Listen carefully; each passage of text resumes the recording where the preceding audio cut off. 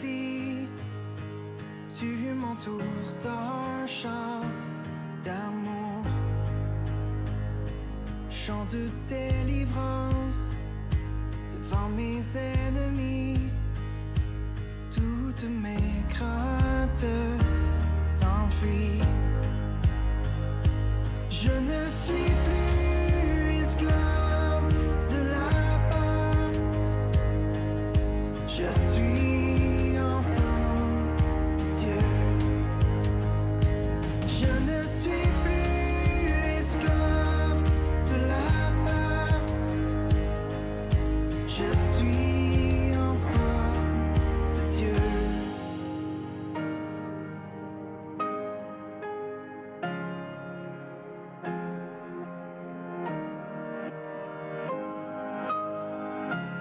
Avant ma naissance, tu m'avais choisi, appelé par mon nom.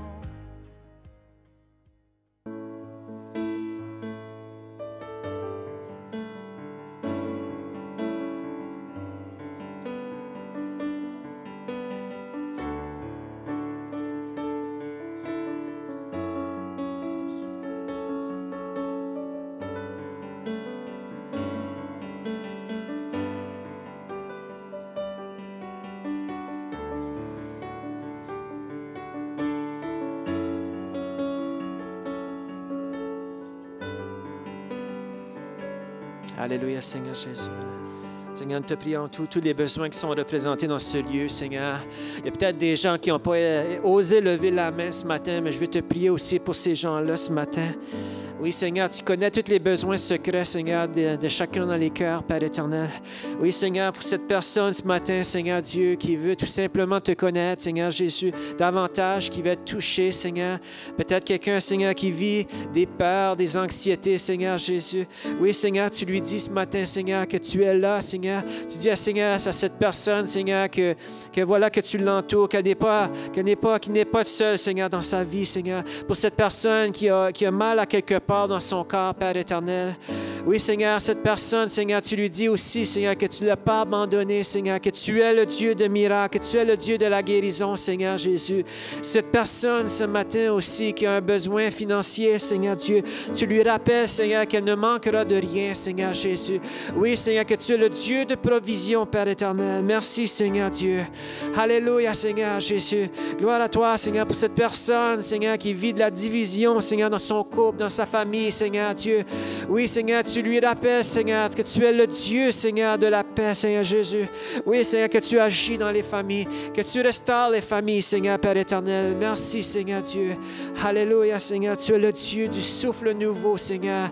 Merci, Seigneur. Merci pour qui tu es, Seigneur Jésus. Alléluia, Seigneur Dieu. Alléluia, Seigneur Dieu. Amen. Vous pouvez vous asseoir ce matin.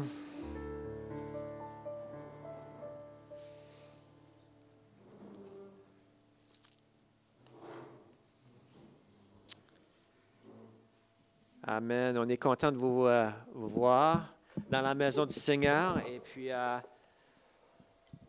pour ceux qui n'étaient pas là dimanche passé et qui ne sont peut-être pas au courant, donc moi je me présente. Mon nom c'est David Martin, mon épouse Nathalie aussi.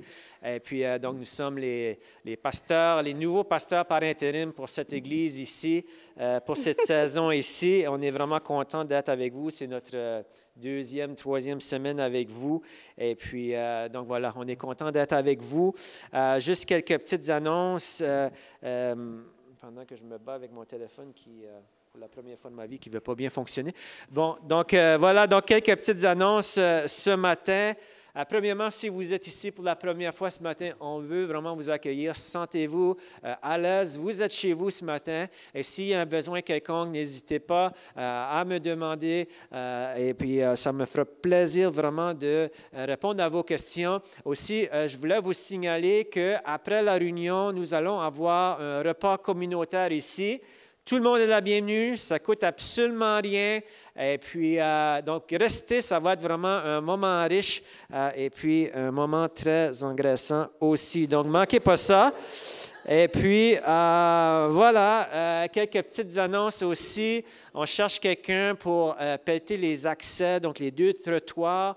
Donc, s'il y a un bénévole qui est disponible pour venir, venez m'en parler. Et puis, sinon, moi, ça, c'est quelque chose que je dois régler tôt cette semaine parce qu'il annonce encore de la neige cette semaine.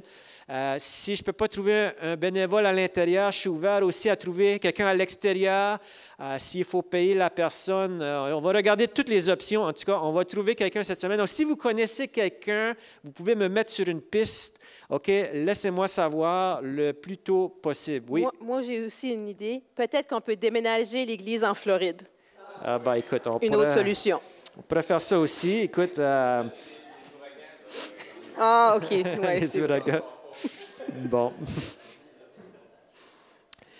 N'oubliez pas aussi de supporter l'Église par vos dîmes et vos offrandes.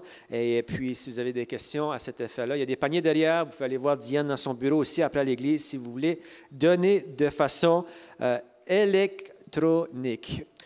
Ce matin, je voulais, c'est Nathalie qui va apporter la prédication, qui est mon épouse. Et puis, vous savez, moi et Nathalie, on est pasteurs de cette église ici. Je tiens à le souligner encore. Nous sommes pasteurs ensemble, OK? Donc, Nathalie, elle n'est pas juste la petite assistante en arrière qui remplit les trous. Non, on est pasteurs ensemble. Et puis, donc, on s'échange les tâches d'une semaine à l'autre. On ne sait jamais, tu sais, on s'échange des tâches sur une base hebdomadaire. Et puis, voilà, donc, elle est ici pour vous servir avec moi, même que c'est plus elle qui va passer du temps à faire le travail pendant la semaine. Et je voulais ce matin qu'avant qu'elle apporte la prédication, je voulais que vous puissiez mieux la connaître. On a pris la semaine passée, Carl a pris le temps de m'interviewer la semaine passée. Donc, cette semaine, c'est moi qui vais interviewer Nathalie. Donc, Nathalie, voici. Assis-toi dans notre salon. Oh, j'ai une chaise. Merci. Bon. Tiens, on ne te connaît pas trop, Nathalie. Je ne te connais pas trop. Alors, on va y aller une étape à la fois. On est des jeunes mariés, vraiment. Ouais, ça fait 2 semaines. Là.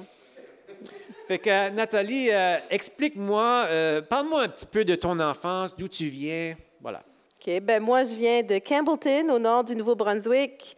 Puis, j'ai grandi dans une famille vraiment aimante. J'ai des merveilleux parents. J'ai un petit frère qui est plus grand que moi, qui s'appelle Christian. On a grandi dans l'Église catholique. On fréquentait Son plus petit ou moins. frère a la même âge que moi. Okay. Ça, c'était bizarre. Là. OK, vas-y. Oui, parce que les amis de mon frère, qui avaient l'âge de mon frère dans le temps, c'était un petit peu comme, ils ont 2 ans de moins que moi, ça, c'était des petits bébés, là, tu sais. Là, j'ai marié un plus jeune. Alors là, c'est ça. Je suis fière de ça. J'étais plus mature. Une chance. Oui, alors c'est ça un petit peu mon enfance. C'était une belle enfance. J'ai rien à me plaindre. OK. Fait que là, tu as grandi, tu es adolescente, tu as gradué l'école.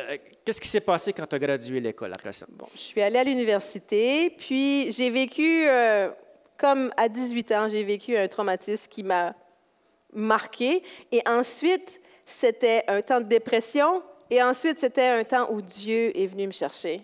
Il est venu me rencontrer. La Bible dit que Dieu est près de ceux qui ont le cœur brisé. Et j'étais dans le fond du baril, puis il m'a trouvé dans le fond du baril. Mais je vais vous en parler un petit peu durant la prédication de ce moment-là. Parle-moi un peu de tes études, le métier que tu as occupé un peu là, quand on était à Moncton. OK. Bien, moi, j'ai étudié en éducation au niveau du bac. Puis, au niveau... c'était plus pour les enfants de maternelle 4 ans. Puis, à la maîtrise, j'ai étudié en linguistique. Puis, qu'est-ce que ça mange en hiver, la linguistique? Bien, c'est en fait l'étude de la langue. Puis, c'est comme, on a les outils pour étudier la langue, comment les gens la parlent. Alors, comme nous, comment on parle au Nouveau-Brunswick, on a des dictionnaires que les linguistes ont créés pour les mots du Nouveau-Brunswick, comme « éloise », qui est un mot que certains utilisent pour « éclair », par exemple. Alors ça, c'est... Si jamais on dit quelque chose puis vous ne comprenez pas qu'est-ce qu'on dit, je vais sortir mon dictionnaire ou je peux tout simplement vous expliquer qu'est-ce qu'on dit aussi. Est-ce que tu as déjà enseigné la linguistique? Oui. Oui. Mais oui! J'ai enseigné la linguistique dans un collège chrétien à Moncton, puis j'ai beaucoup aimé ça. À Puis, l'Université de Moncton à aussi. l'Université de Moncton, oui, en plus. Puis là, j'enseigne un cours à l'Institut biblique du Québec aussi. Oui. Fait que c'est ça. Et puis, parle-moi de qu'est-ce que tu aimes faire. Parle-moi de tes hobbies à l'extérieur de l'Église, à l'extérieur du travail. Moi, j'aime peinturer. J'ai commencé ça il y a quelques années, puis c'est une soupape pour moi. Quand les enfants se couchent, je vais peindre. Le soir, j'aime beaucoup ça. À part de ça, j'aime quand même aller prendre des marches puis courir. Puis vraiment, c'est pas mal ça mes hobbies. Parle-moi de ta famille un peu. Ben, j'ai un merveilleusement beau et merveilleux mari qui s'appelle David. Oui, oui, oui, je vous l'assure, si vous pourriez le voir, vous diriez la même chose. Comme ça, on est mariés, ça fait 14 ans. Puis, on a 3 beaux enfants. Puis, vraiment, on est outrement bénis avec notre famille. OK. On a été ensemble, pasteur, pendant 13 ans dans la région de Moncton, à Dieppe. Oui, parle-moi de ça. OK. Bien, j'étais pasteur, j'étais femme de pasteur. À un moment donné, j'ai dit, est-ce que je me fais faire un chandail qui dit femme de pasteur en arrière? Parce que lui avait un chandail qui disait pasteur. Je dis, femme de pasteur. Mais ce n'est pas un titre, mais c'est pas une position non plus. Mais c'est ça, on le ressent. Louise, je suis certaine que tu connais ça, la femme de pasteur. Puis, mais moi, j'ai beaucoup œuvré avec les enfants. C'était vraiment là mon cœur. Puis, on s'est amusé dans l'éducation chrétienne. C'était... À un moment donné, on a pris le sous-sol, puis on a décoré ça comme si on était dans la jungle. Les enfants venaient, il y avait des arbres, on avait des colonnes, on avait décoré ça en gros arbres comme ça, il y avait des peintures un peu partout, j'avais mis tout le monde à l'œuvre. Les enfants aimaient ça, ils étaient excités de venir. Moi, je m'habillais comme si j'allais dans la jungle avec un chapeau. J'étais vraiment là, c'était super. Puis, on s'est beaucoup amusé. Mais c'est vraiment à faire comme du discipolat avec les enfants. C'est vraiment leur enseigner comment vivre leur foi chrétienne. Ça, c'est vraiment mon cœur. Voilà, donc on a été là pendant 13 années, on a eu du fun, une belle église très remplie de jeunes, de vie, dans la plein milieu de l'Acadie, beaucoup d'étudiants internationaux aussi. On a quitté ça et puis on a versé quelques larmes pour venir s'établir sur la rive sud. Maintenant, je suis à temps plein au collège biblique. Et là, récemment, tu as été embauché aussi à l'IBQ pour 2 jours par semaine. Parle-moi de ça. Bon, ben à l'IBQ, le doyen, qui est mon merveilleux mari, qui est aussi un merveilleux bel homme, et ainsi de suite, comme j'ai dit tout à l'heure, mais il a créé, il y avait des besoins à l'IBQ, puis il a comme créé un poste fait sur mesure pour moi, dans le fond, avec toutes mes forces. Alors, je suis en charge de la chapelle à l'IBQ. Je suis aussi en charge de comme, les premiers contacts, les gens qui viennent, qui sont intéressés à étudier à l'IBQ. Et en plus, je m'occupe des réseaux sociaux. Puis ça, j'aime beaucoup ça. Je trouve que c'est vraiment une belle porte pour se faire connaître. Alors ça, c'est des choses que j'aime bien. Je suis content que vous avez assisté à cette émission de Claire Lamarche. On se revoit dimanche matin à 10h. Ne manquez pas ça. Merci beaucoup. Est-ce qu'on peut donner une bonne main d'applaudissement à Nathalie? Et puis, voilà, maintenant, elle va nous apporter la prédication. Donc, vas-y, Nathalie. Parfait. Quel plaisir que c'est d'être avec vous ce matin. Aujourd'hui, je vais vous parler de la foi. Comment construire la foi? C'est quoi, dans le fond? Je ne sais pas si vous avez déjà rencontré quelqu'un qui a marqué votre vie. Lorsque vous la rencontrez, vous dites « Wow! C'est la foi de cette personne-là. » Ou lu un livre, une biographie, regardé un film ou quelque chose, où ça vous épate. Moi, ça m'a fait ça lorsque j'ai appris à propos de la vie de Corrie ten Boom. Je ne sais pas si vous avez déjà entendu son histoire. J'ai des hochements de la tête. C'est une femme hollandaise qui, dans le temps des guerres mondiales, la deuxième, il me semble, qui a hébergé des Juifs persécutés. Puis, ce faisant, éventuellement, elle et sa famille se sont faites pogner dans le fait. Puis, ils l'ont mis dans un des pires camps de concentration pour femmes. Puis, elle a vécu bien des épreuves. Elle a perdu sa sœur. Elle se faisait battre par les soldats. Et dans son histoire, oh, c'est tellement merveilleux. Il y a un moment où Dieu, miraculeusement, la fait sortir de ce camp de concentration. Et éventuellement, elle arrive à un point où elle commence à parler de ce que Dieu a fait. Puis elle est dans une église, puis elle voit du pas, en arrière de l'église, un des gardes qui vraiment la maltraitait, elle et sa sœur. Puis elle a eu un moment où il est venu la voir, puis il dit « Fräulein, est-ce que tu peux me pardonner pour ce que j'ai fait? » Puis elle avait un choix à faire. Puis elle a eu cette lutte-là dans son cœur, est-ce que je pardonne? Parce que c'était grave, c'était affreux ce qu'elle avait vécu.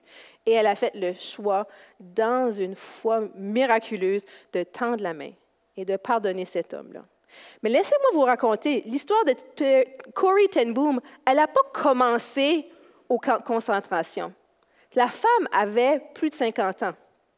Elle avait un parcours de foi avant ça, pour se rendre à un point d'être capable de faire quelque chose de miraculeux, rempli de foi comme ce pardon-là. Et aujourd'hui, je vais vous parler un peu de ça. Moi, j'ai eu un petit moment, je ne suis certainement pas une Corrie ten Boom, mais j'ai eu un moment où il y a une amie. On était dans un contexte d'études bibliques, puis on se présentait, on partageait nos histoires, puis elle m'a demandé de partager un peu de mon passé. Puis, j'ai partagé des choses, des épreuves à travers lesquelles j'ai passé, puis elle me regarde, puis elle me dit, « Nathalie, je ne peux pas croire que tu as vécu toutes ces épreuves-là et que tu as gardé ta foi. » Et moi, ça m'a étonnée lorsqu'elle a dit ça, parce que je me suis dit, « Mais non, ma foi est plus forte. » À cause de ces épreuves-là. Oui, il y a des gens, lorsqu'on passe à travers des épreuves, notre foi se détériore et il y a d'autres personnes où il y a d'autres moments où elle se fortifie. Alors, discutons de ça ce matin. Comment fortifier la foi? Ce n'est pas seulement à travers des épreuves. Comment on vit les épreuves pour que ça fortifie notre foi? Regardons ça ce matin. Alors, ce matin, la façon que je vais faire ça, c'est que je vais partager une partie de mon histoire avec vous. Question que vous puissiez apprendre à me connaître un peu aussi. Puis, on va regarder la vie de Jacob. Alors, on parle des patriarches. Alors, les patriarches, ce sont ces hommes, et on peut dire aussi qu'il y a des femmes de foi dans la Bible, mais les patriarches sont vraiment des gens, des ancêtres en Israël qui ont rencontré Dieu de façon miraculeuse et merveilleuse. OK? Puis, à un tel point que lorsque Dieu se présentait, il dit, oui, moi je suis le Dieu d'Abraham, d'Isaac et de Jacob. Dieu se présentait en disant, je suis le Dieu de ces hommes-là. Pendant des années après la vie de ces hommes-là, on parle encore d'eux et on est encore inspiré par leurs histoires. Alors, je veux parler de Jacob ce matin et il y a quelque chose, je vais parler spécifiquement des monuments qu'il a créés. Alors, il y a quelque chose qu'on appelle des stèles, qui sont des monuments qu'on construit pour commémorer des moments. Et ça, c'est des anciennes stèles. Ici, ce ne sont pas nécessairement des stèles de Jacob, mais ce sont des monuments que les gens, dans le passé, 2000, 3000, 4000 ans passés, construisaient pour se rappeler de moments importants, ou de lois aussi. Il y avait différentes choses. Puis Jacob, lui, en a construit, c'était vraiment intéressant, les moments où il construisait ces stèles-là pour commémorer des moments dans sa vie. Alors, allons-y avec le premier moment où il a construit une stèle. Mais avant maintenant, laissez-moi vous parler de Jacob. Pour ceux qui ne connaissent pas l'histoire de Jacob, là, Jacob, c'était pas le gars le plus honnête. Hein? Alors, Jacob, il naît dans une famille, puis il est jumeau. Sauf que lui, c'est le petit jumeau, le petit mince. Ils ne sont pas identiques, OK? Il y a lui qui est le petit mince, qui aimerait faire la popote. Puis, tu sais, après ça, il y a son frère jumeau, lui, Ésaü, qui est le gros gars. On dit qu'il est fort et poilu, OK? Alors, on peut imaginer qu'il y avait un petit peu de compétition entre les deux. Puis Jacob, lui, il arrive à un point, puis il fait des choses vraiment malhonnêtes, vraiment pas correctes, pour voler des choses de lui, des droits d'aînesse puis des bénédictions. Puis son frère Ésaü était furieux.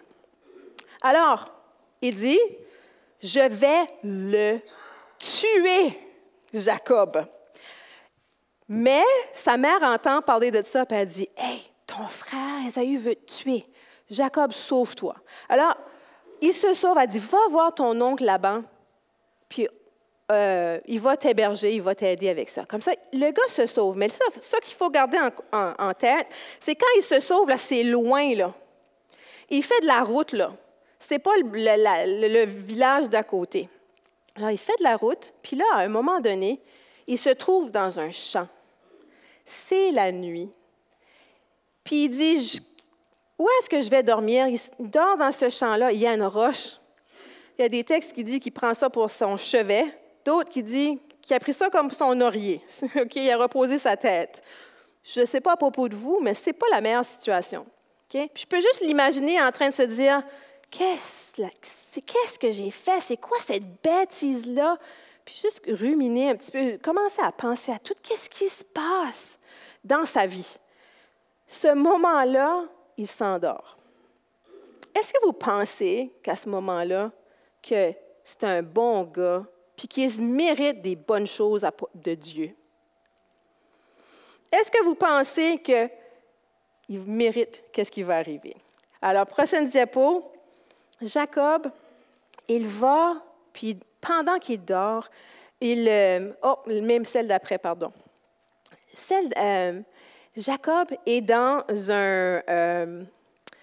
il dort, c'est la nuit, puis il reçoit un rêve. Puis dans ce rêve-là, c'est vraiment, Dieu lui montre une échelle entre le ciel et la terre, et les anges descendent et montent à partir de ce moment-là. Puis il se réveille, puis il dit, sûrement Dieu était dans ce lieu, et je ne le savais même pas.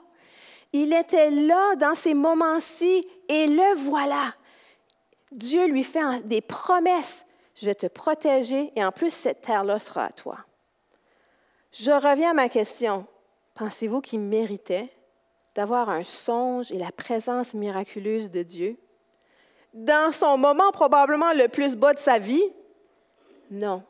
Mais laissez-moi vous dire, ce qu'il a appris à ce moment-là, c'est que Dieu, il peut nous bénir de sa présence et de ses promesses, même quand on n'est pas à notre meilleur. Rappelons-nous de ça, parce que moi, je suis quelqu'un là qui aime ça mériter la présence de Dieu et sa bénédiction. Mais ce n'est pas comme ça que ça marche. Dieu, quand il nous bénit de sa présence, c'est une miséricorde, c'est une grâce qu'il nous donne que de nous bénir. Alors, à ce moment-là, Jacob, qu'est-ce qu'il apprend? Il apprend que Dieu lui fait ces belles promesses-là. Il reçoit sa présence miraculeuse et il apprend ces choses-là de lui. Et il se réveille, puis la roche là, qu'il avait utilisée comme son oreiller, il dit, je vais construire un monument pour Dieu. OK, je ne sais pas quelle sorte de monument là, que c'était, puis je ne sais pas si ça a duré, si ça a perduré à travers du temps, OK, on va se le dire. Puis je ne sais pas s'il a inscrit des choses dessus. Est-ce que c'était fancy, c'était élaboré, je ne sais pas. Mais il a construit ça, puis il dit, il a mis de l'huile, il a versé de l'huile en 2 fois, il a versé de l'huile sur ce monument-là. Et il a dit, j'ai fait ce monument-là pour Dieu. Et il dit, j'ai appelé cet endroit, est-ce que vous vous souvenez comment il a appelé? Bethel, qui veut dire la maison de Dieu. Ah! Il avait rencontré Dieu. Avez-vous déjà eu des moments de rencontre surnaturelle avec Dieu? Est-ce qu'il y en a certains? Comme pour ceux qui n'ont pas encore vécu ça, là, c'est merveilleux. Demandez à Dieu pour ce moment-là, parce que c'est quelque chose d'incroyable et de merveilleux. Alors, c'est ça. Alors là, il a appris cette chose-là. Il a construit le monument. Puis quand il va passer devant ce monument-là, quand il va penser à ce moment-là, il va se souvenir de ce qu'il a vécu avec Dieu et ce qu'il a appris à propos de Dieu. Il a remarqué Dieu, il a décidé de commémorer Dieu. Et quand il va passer devant ces monuments-là, je suis sûre qu'il va en parler. Alors, le prochain songe, ici, tu peux aller à la diapo avant, s'il te plaît. Alors, la deuxième stèle qu'il construit, c'est à un autre endroit. En fait, c'est après, quand il est allé voir son oncle Laban, juste pour rentrer un petit peu dans l'histoire, il va voir son oncle, puis là, c'est son oncle qui le triche. c'est son oncle qui est toujours en train de manigancer des affaires. Puis, il travaille pour son oncle pendant 20 ans. C'est ça. Puis, éventuellement, ben, lui, il a sa famille, puis 20 ans chez son oncle, et Dieu lui demande de retourner. Alors, il lui demande de retourner, et c'est ça qui arrive. Il dit, retourne à Canaan, puis il dit, mais mon beau-père, il ne va pas être content. Comme ça, il décolle, et avec toute sa famille, il part à la cachette. Il part en obéissance avec Dieu à la cachette. Et 3 jours plus tard, son oncle s'en aperçoit, puis il commence à lui courir après avec comme probablement une mini-armée. Là. Dans le fond, il veut aller lui faire du mal, OK? Alors, vous pouvez imaginer que Jacob doit être stressé, là. Il n'a pas une bonne relation avec son beau-père. Qu'est-ce que Dieu va faire? Dieu, vous vous souvenez, à la première stèle, le premier monument, Dieu lui a dit, « Je vais te protéger. » Et Dieu parle à Laban dans un rêve, puis il dit, « Touche pas Jacob. » Et Laban, il décide d'écouter. Et quand il finit par rattraper Jacob, OK, il décide, « On va faire un pacte de paix. » Et ce faisant, ils font le pacte de paix, ils décident, regarde, on ne va peut-être pas se côtoyer autant qu'avant parce que là, tu déménages avec ta famille, ça va être ton côté, ça va être le mien. On fait un pacte de paix, OK? Et Dieu, dans le fond, Jacob découvre de Dieu que Dieu l'a protégé de Laban. Laban aurait pu lui faire du mal. Et pourtant, non. Et Laban, il appelle, ça qu'il décide de faire, il dit, on va faire un monument aussi, OK? C'est drôle parce qu'il appelle ça, c'est un monceau de roche. En bon québécois ou en bon canadien, c'est un tas de roches, OK? Alors, il décide, on va faire un beau petit tas de roches pour commémorer ce pacte de paix-là, OK?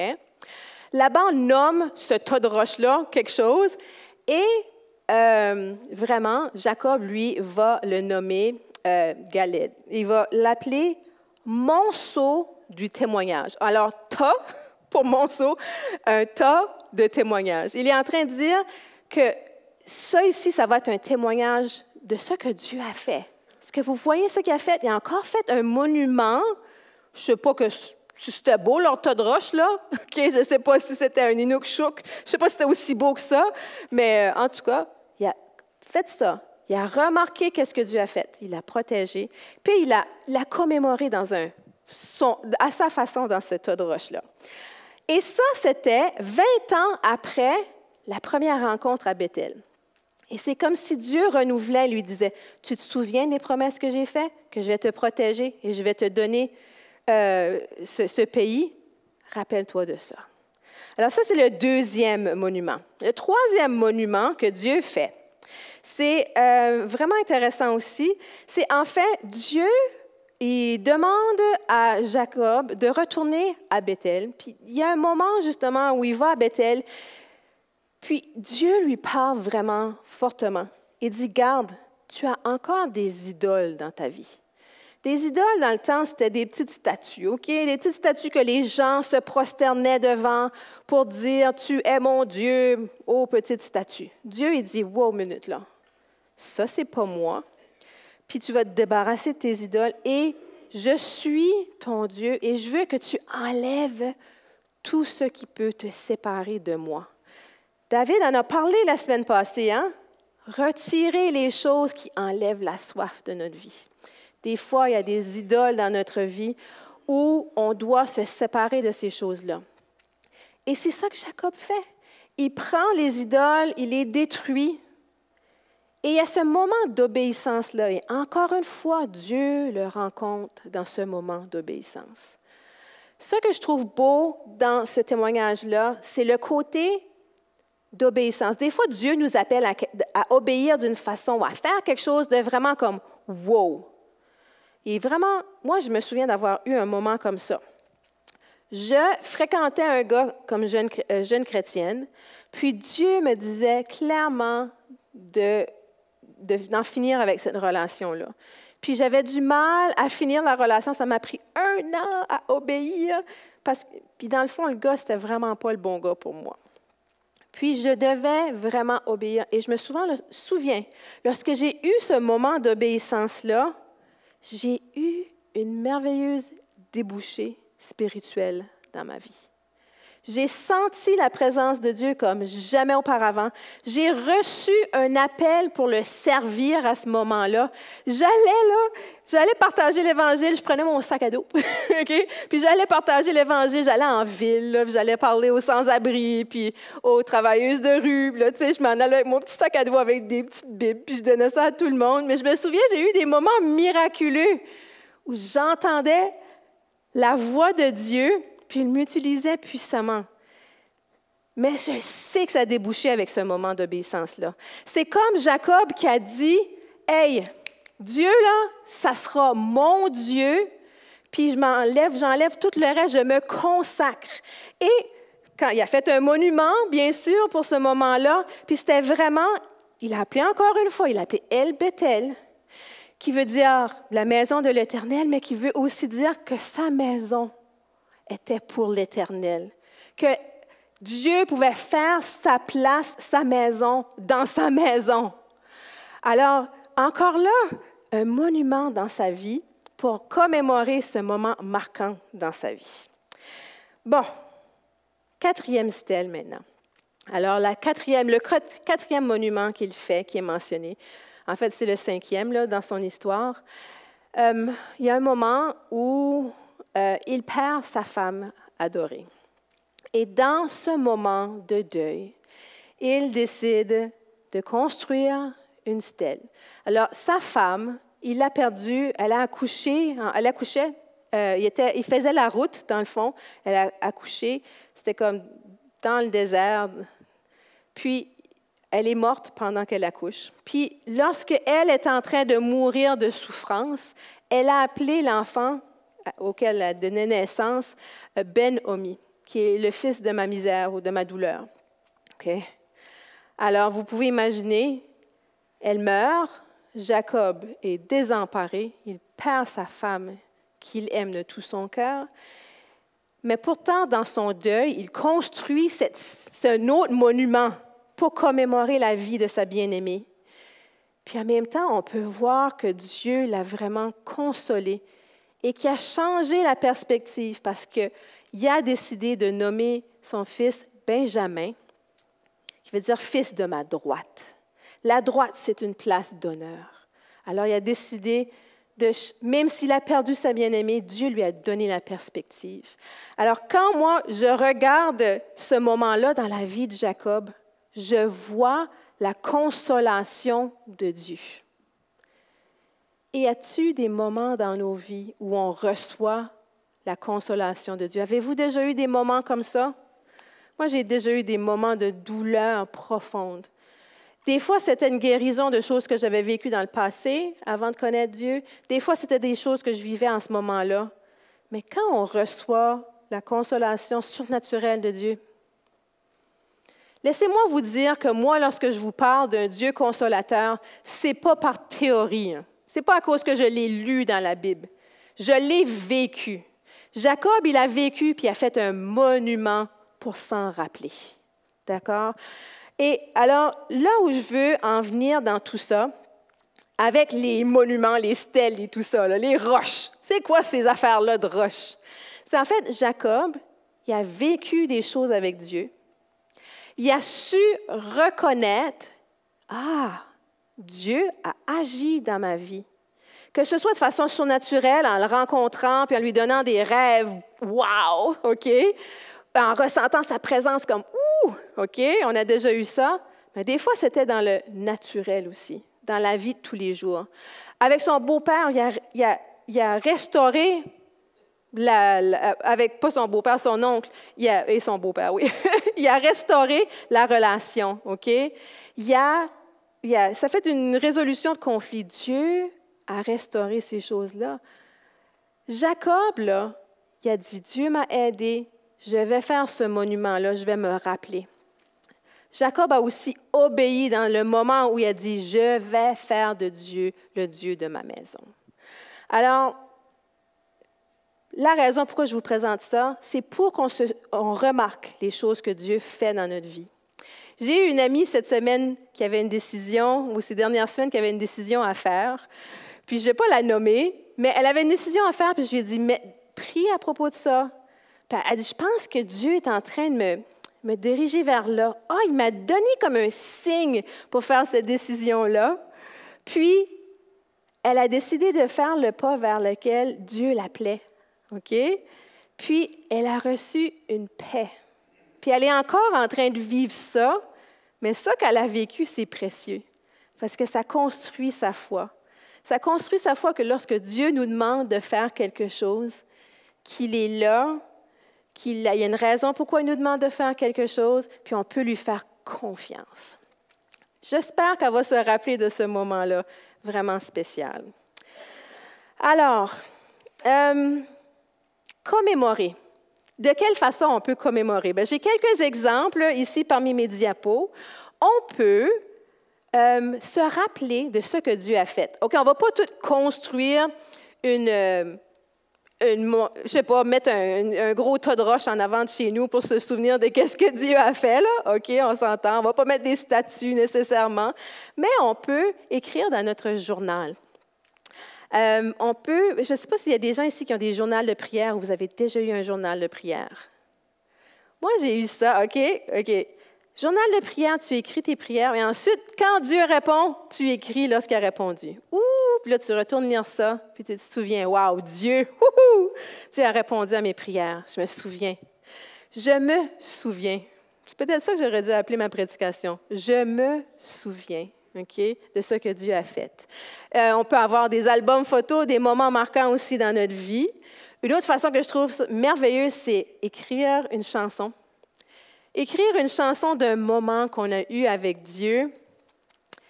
On a tous déjà entendu des chants de louange où on se disait, derrière ce chant de louange-là, derrière ces vérités bibliques qui sont chantées, il y a du vécu. Hein? Les chansons là, qui sont écrites, pas juste dans la théorie, mais dans le vécu, laissez-moi vous dire qu'ils nous touchent profondément. Hein?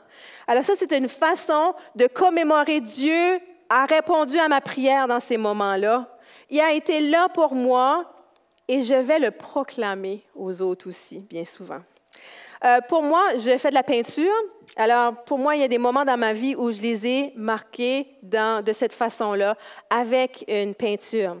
Il y a une peinture... je l'ai sur la prochaine diapo. En fait, je l'ai appelée Jubilé, Jubilee, puis je l'ai peint en 2021. En 2020 et 2021, elle m'a pris longtemps à peindre celle-là. Puis en fait, j'ai essayé d'exprimer de la joie, le jubilé. Même mes coups de pinceau, je voulais qu'ils soient joyeux, OK? Vers le haut, vers Dieu, vers un moment de louange, les choix de couleurs et tout et tout. Sauf que lorsqu'on regarde, j'ai mis un close-up du cou, puis toute la peau, elle est couverte de craquements. Parce qu'en 2020 et en 2021, laissez-moi vous dire que la COVID m'a affectée de différentes façons. Moi, en 2021, en mars, on a eu la COVID chez nous, mais pour moi, là, j'ai eu la COVID longue pendant un bon 3 mois. Là, après, c'était assez souffrant, mais ma santé n'est pas revenue 100% depuis. Je suis plus fatiguée. Puis aussi, en 2021, j'ai eu une réaction au vaccin. C'était le deuxième vaccin que je prenais. Puis j'ai eu un Guillain-Barré, qui est une réaction auto-immune où ton corps s'attaque à ton propre corps. Puis j'ai eu des moments de fatigue. Mais dans ces moments-là de brisement et de craquement dans ma santé, Dieu m'a donné la perspective de me tourner vers lui et de choisir la joie, malgré tout ce qui s'était passé au niveau de ma santé. Alors ça, c'était une façon pour moi de me rappeler. Quand je la regarde, je me souviens de ces moments-là. Maintenant, avant de passer à la prochaine diapo, je veux vous parler aussi d'une amie. Son nom est Linda. Puis elle vient de célébrer 2 ans de rémission du cancer. Et c'est une femme de foi, puis elle a décidé de raconter son histoire et d'encourager les gens qui passent à travers de ces moments-là, à travers des TikTok, OK? Alors, écoutons-en un sur la prochaine diapo. On va voir si la vidéo fonctionne. Entre un séjour en salle d'attente d'hôpital et notre séjour sur Terre, que j'aime appeler notre salle d'attente planétaire. Exemple, dans l'une comme dans l'autre, on arrive à un moment donné bien précis, on ne sait pas quand on en sera sorti. Petite nuance entre les deux expériences. La salle d'attente d'hôpital, on veut la quitter le plus vite possible, mais ça peut être très long. En salle d'attente planétaire, on espère y rester les plus longtemps possible, mais on peut quitter trop vite. C'est pour ça les fleurs de l'habit rappellent de ne pas s'enfarger dans les fleurs du tapis de la vie, se réconcilier avec son conjoint, son voisin, son copain, son soi-même, demander pardon. Le séjour en salle d'attente, qu'il soit court ou long, n'en sera que plus fleuri. Vous en pensez quoi? Ça, c'est ma chère Linda, qui vraiment encourage les gens à regarder la vie. En fait, regardez que la vie, c'est temporaire, le naturel, et que vraiment l'important, c'est l'au-delà. Et elle le fait d'une façon qui peut toucher plus que les chrétiens, mais aussi qui peut rejoindre les non-chrétiens. Elle a vraiment un beau message. Puis c'est ça, elle fait des TikTok, je trouve ça beau. Elle vient d'avoir son 60 ans. Elle fait des TikTok, c'est super. Alors ça, c'est une belle façon. C'est beau. Elle a vécu à travers de ça, puis maintenant, elle en parle, elle le commémore, elle fait. L'art, dans le fond, peut vraiment être utilisé pour commémorer ces choses-là. Alors, prenons ces moments-là dans nos vies, comme Jacob a fait. Remarquons qu'est-ce que Dieu a fait, puis faisons quelque chose pour le commémorer, pour s'en souvenir, l'écrire quelque part pour ne pas l'oublier, et témoignons-en aux gens aussi autour de nous. Et je vous ai dit que j'allais parler un petit peu de mon histoire. Je vais vous parler de 10 fleurs. En fait, 15 ans passés, mon mari m'a donné le plus beau bouquin que j'ai jamais reçu. En fait, c'était le moment où on a décidé de commencer à se fréquenter. Et il m'a donné un bouquet de fleurs. Puis, vous allez voir sur la prochaine diapo, il y avait 3 fleurs dans le... OK, premièrement, il m'a dit, je te donne ce bouquet-ci. Il a dit, il y a 10 fleurs dedans. Quand on s'est rencontrés, en fait, c'était sur un anniversaire assez particulier. 25 ans passés, je vais commencer là. 25 ans passés, le 17 janvier, alors l'anniversaire s'en vient bientôt, j'ai vécu un moment qui a transformé ma vie. En fait, j'ai eu une interaction sexuelle non désirée, non consentie. On se comprend? OK? Et je suis tombée enceinte. Plus tard, j'ai décidé d'avoir un avortement. À ce moment-là, je ne connaissais pas le Seigneur. Je ne sais pas quelle décision j'aurais faite si je connaissais le Seigneur, honnêtement. Tu ne sais pas avant de l'avoir vécu, OK? Alors, je vis ce moment-là qui me brise carrément. Je passe 2 ans et demi dans la dépression totale, à me tourner vers l'alcool et les bars, OK? Et m'engouffrer encore plus dans le noir. Et vient un moment où Dieu se révèle à moi. Quand je vous ai dit qu'il m'a trouvé au fond du baril, je me souviens de ma prière de repentance, OK? C'était Dieu, si tu penses que tu peux faire quelque chose avec moi, vas-y. Moi, j'ai perdu espoir. C'était ma première prière. Hein? Les prières de repentance où on donne notre vie au Seigneur, moi, c'était comme, tiens, voici des cendres, fais ce que tu penses que tu peux faire. Puis Dieu, ben vous le connaissez, il a fait quelque chose de miraculeux dans ma vie.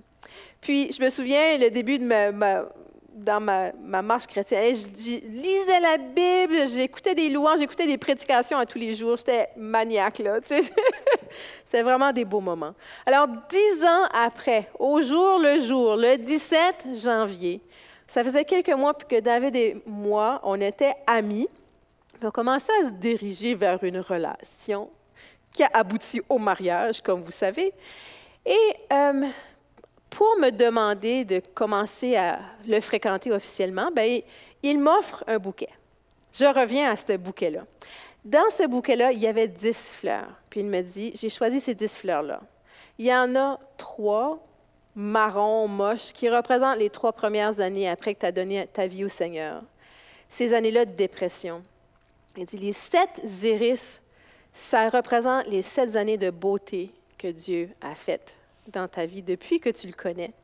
Et il dit, le lys, qui savait que j'aime beaucoup, il dit, ça représente l'abondance de ce que Dieu va faire dans ton futur.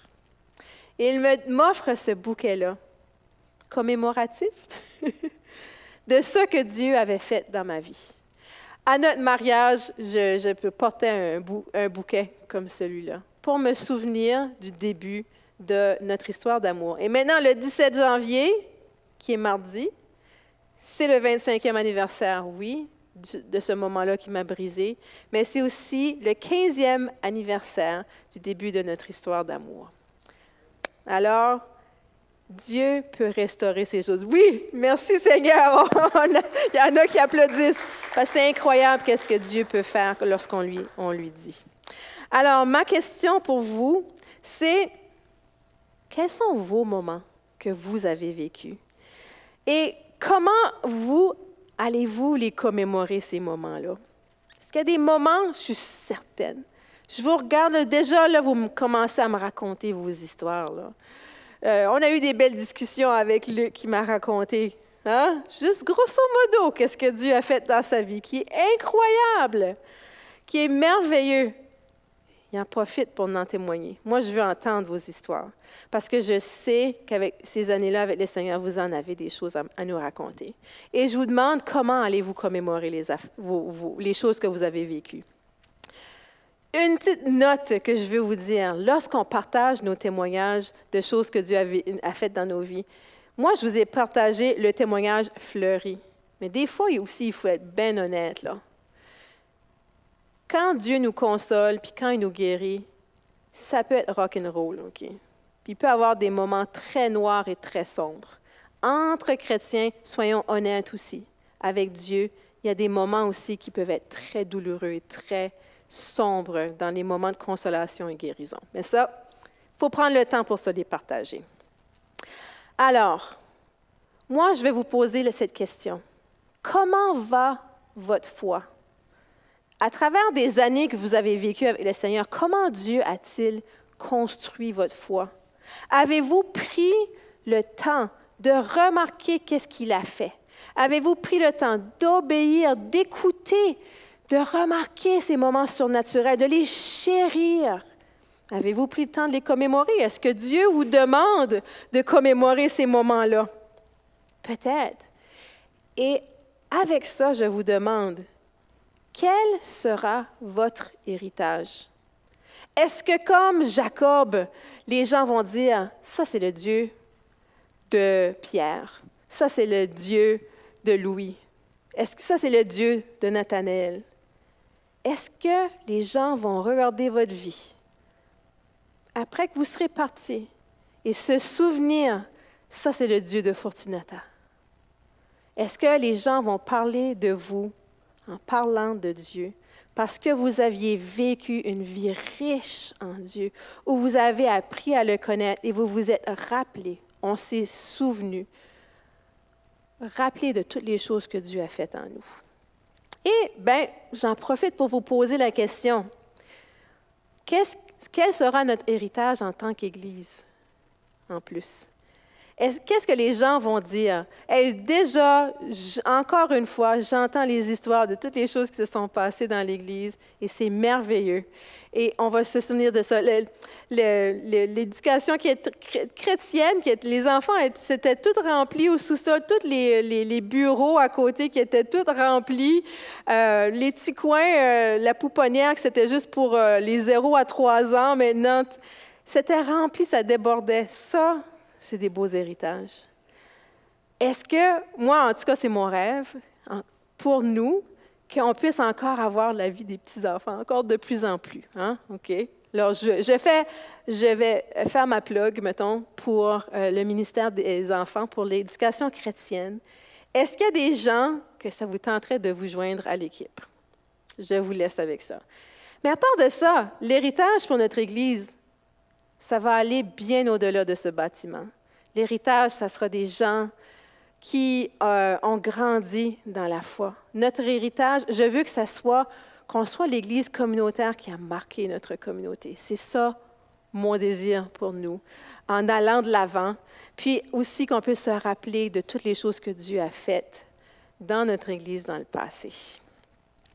Alors, c'est la fin de mon message tel quel, mais il y a une dernière petite chose que je voulais vous demander de faire. Alors, laissez-moi vous expliquer. Devant vous, j'ai mis ce que mon ami pasteur Philippe Joret a créé. C'est ce qu'il appelle une prière réflexive. Et vous avez peut-être déjà fait quelque chose du genre. Je sais, Pierre aussi, il a sa façon de faire aussi un retour sur la dernière année. Alors ici, c'est un document que j'ai pour vous aujourd'hui où on va se souvenir, je me souviens, de ce que j'ai vécu dans la dernière année. Des fois, c'est des belles choses, des fois, c'est des choses plus difficiles. Je veux que vous puissiez prendre un temps de prière puis regarder qu'est-ce que Dieu a fait dans cette dernière année et remarquer les moments où Dieu a agi. Puis là, où est-ce que Dieu a agi? Je veux que vous fassiez un petit quelque chose là, pour montrer que c'est un monument. C'est un moment où Dieu a fait quelque chose, puis je vais me souvenir de ce que Dieu a fait dans ce moment-là. Alors, vous allez écrire ce que Dieu a fait. Et vous allez faire le dessin, vous pouvez faire un tas de roches, là, si vous voulez, OK? Pour vous souvenir que Dieu a agi dans ces moments-là. Que ce soit des moments difficiles, pénibles, que ce soit un moment surnaturel ou que ce soit vraiment un moment de joie, d'extase en Dieu, écrivez-le là. Moi, ce que je fais aussi, c'est je prends mon téléphone, puis j'ai mon agenda là, sur mon téléphone, puis c'est ça que j'ai fait. J'ai passé un jour à la fois, puis me dire, ah oui, c'est vrai, à ce moment-là, je me souviens que j'avais invité une amie qui était venue, elle est restée chez nous, puis on a eu un bon moment avec le Seigneur. Des fois, ça aide, là, regarder notre calendrier et ainsi de suite. Alors, je vais demander à David de venir, de nous mener dans un temps de louange. Et si vous voulez, vous pouvez soit chanter dans ce temps de louange, connecté avec Dieu, ou vous pouvez faire ceci avec un esprit de louange. Et ensuite, vous pouvez apporter ça à la maison et le terminer aussi. Il y a le verso aussi. Prendre un temps pour prier et réfléchir sur ce que Dieu a fait. Alors, sur ce, David, je te donne le micro.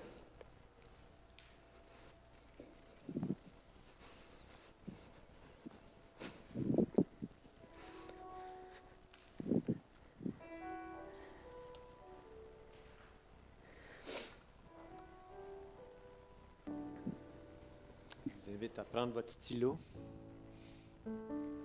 Commencez tranquillement à travailler sur votre feuille, puis juste jouer doucement comme ça ici.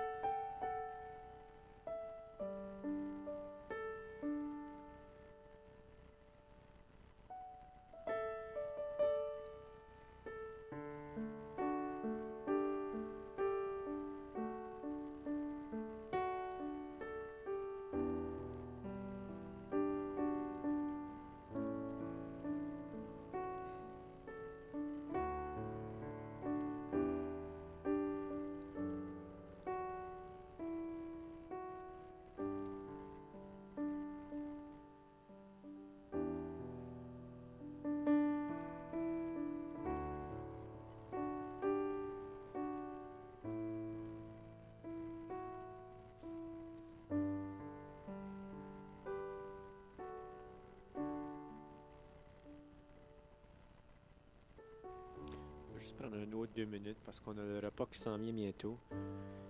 Sentez-vous pas obligé de tout finir ça parce que je pense que c'est un travail qui va se continuer cette semaine. Donc, on veut juste quand même prendre quelques minutes pour au moins commencer puis d'apporter une certaine réflexion justement à ce qu'on a entendu aujourd'hui.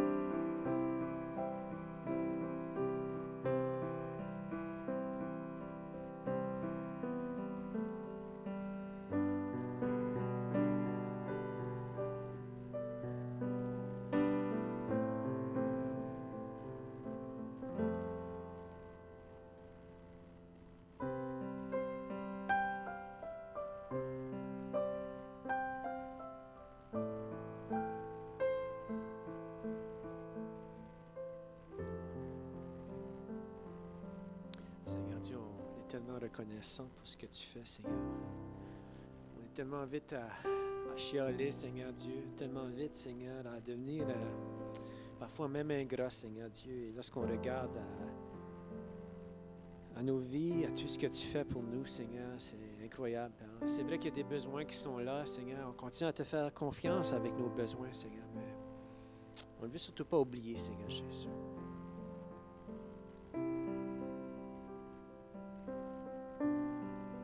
Merci pour les familles que tu nous as données, Seigneur Dieu. Merci, Seigneur, pour le travail, Seigneur. Merci, Seigneur Dieu, pour cette assemblée, Seigneur, que tu nous as donnée, Seigneur Jésus. Je te prie, Seigneur, qu'il y ait beaucoup plus, Seigneur Dieu, de stèles, Seigneur, qui soient installées cette année, Seigneur, des moments où tu vas nous toucher d'une façon particulière. Peut-être parfois, Seigneur, dans des moments de douleur. Parfois dans des moments de joie, Seigneur Dieu. Mais Seigneur, tu es dans la joie, Seigneur. Tu es dans nos moments difficiles aussi. Tu es là, Seigneur, aussi.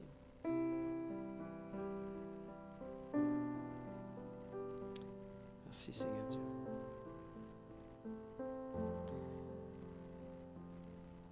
Et nous, Seigneur, cette semaine, Seigneur Jésus, de faire un inventaire, Père éternel. Et surtout de s'engager, Seigneur Dieu, de vivre pour toi, Seigneur Dieu, à tout moment, Seigneur, dans notre vie, Seigneur Jésus.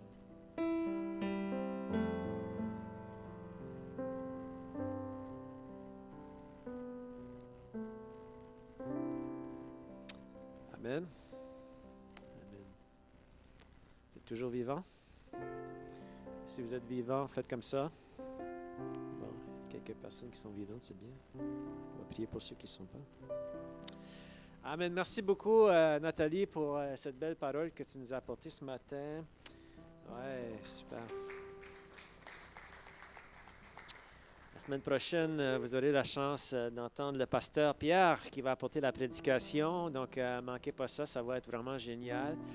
Et puis, on va tout simplement commencer le repas. Je ne sais pas exactement comment ça se passe. Je pense qu'ils vont monter la nourriture en haut. Donc, voilà. Donc, vous pouvez tout simplement rester à vos places, fraterniser. On va mettre un petit peu de musique. Restez. On va fraterniser. Ça va nous faire du bien. Et puis, en tout cas, que le Seigneur vous bénisse. Passez une belle semaine et soyez bénis. Amen.